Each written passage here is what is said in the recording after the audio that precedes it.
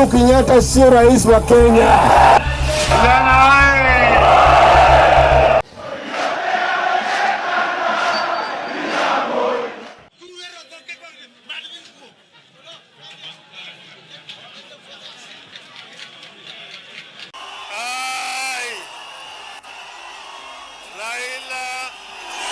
They call him Awambo, others call him Baba. To his enemies, he is the man who just won't give up. And to his supporters, he is the father of modern Kenya democracy. Jinga nerevu hawana.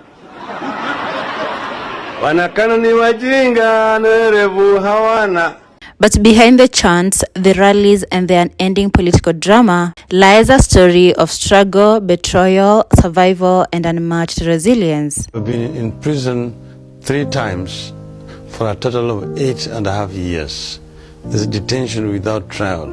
In other words, I was never tried and convicted. Born on January 7, 1945 in Maseno, Raila Odinga entered a world already shaped by politics. His father, Jaramogi Oginga Odinga, was not just a freedom fighter, he was Kenya's first vice president. I further appeal that in the interest of our country, President Boy should be given a chance to be the second president of the Republic of Kenya. Raila grew up watching his father challenge systems, even at great personal cost. It is from Jaramogi that Raila inherited his boldness and his stubbornness. Raila's education took him far beyond Kenya's borders, from Kisumu Union Primary to Maronda High School, and then a journey few Kenyans could dream of. In the 1960s, he went to East Germany. At the Herder Institute and later University of Leipzig, Raila immersed himself in engineering, earning a master's degree in mechanical engineering in 1970. He could have lived a quiet life. He could have stayed in Germany, but fate had other plans.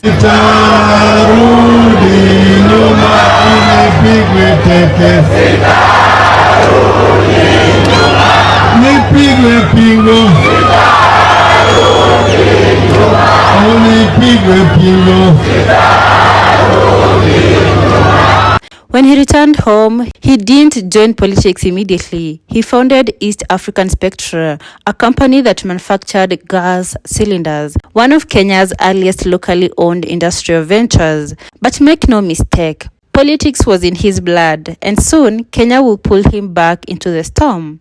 The 1970s and 80s were years of fear under President Daniel Arap Moi. There used to be a lot of torture, both physical and psychological. Physical, sometimes when they arrested you, they subject you to a lot of beatings. Psychological in the sense that it was solitary confinement. You are completely alone and incommunicado. Correspondences are very rare. In 1982, a group of junior officers in the Kenya Air Force attempted a coup. The government accused Raila of being part of the plan, though he was never tried in court. He was arrested and detained without trial for 6 long years. Imagine this, 6 years in a small cell, not knowing if you ever see your family again. That was Raila's reality.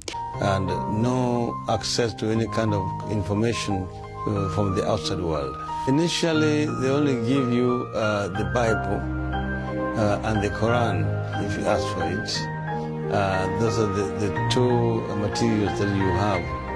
Until later, when they relax it and allow your family to send you some really materials. And they can also give you some materials from the prison library. When he was finally released, he was rearrested twice. In total, Raila spent almost 9 years in detention.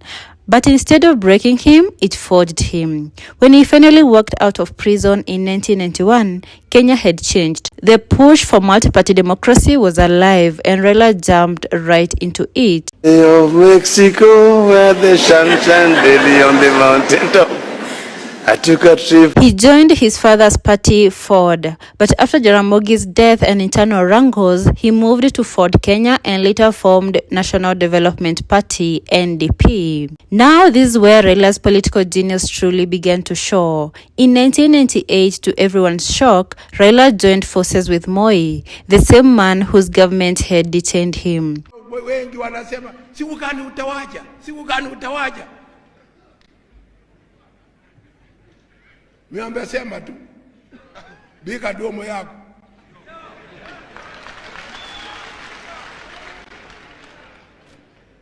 Whether Moi is in or not in, or si hoja yangu.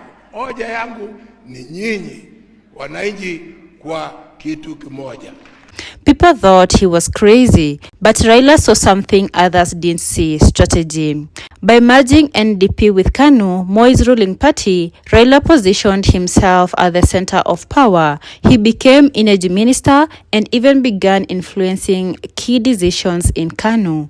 But Raila being Raila, he couldn't stay silent for long. When Moi tried to impose Uhuru Kenyatta as his successor in 2002, Raila led a rebellion, the famous Kibaki Tosha moment. That single phrase changed history. It united the opposition under NAC led by Moi Kibaki. When Kibaki won, Raila was celebrated as a hero, the man who ended Moi's 24-year regime. But Kenyan politics is never a straight road. Raila and Kibaki soon fell out. The memorandum of understanding that had promised Raila a prime minister's role was ignored. Raila walked out and formed ODM, Orange Democratic Movement. It became a movement of its own. In 2007, Raila ran for president. The election was chaotic, violent, and deeply controversial. When the results were announced, Kenya erupted. Over 1,000 lives were lost in the post-election violence. Eventually, under international mediation, Kibaki and Raila agreed to share power, with Raila becoming Kenya's second prime minister. For the first time in history, Raila was inside government, leading reforms, pushing for new constitution, and overseeing infrastructure projects like roads and energy expansion. But even then, the presidency still eluded him. In 2013, Raila ran again, this time against Uhuru Kenyatta and William Ruto. He lost narrowly and claimed the election was rigged. In 2017, he tried again. This time, he actually won, at least according to the Supreme Court, which nullified the election results for the first time in Kenyan history. But when the repeat election came, Raila boycotted it, calling it a sham. Then came 2018, the year of handshake.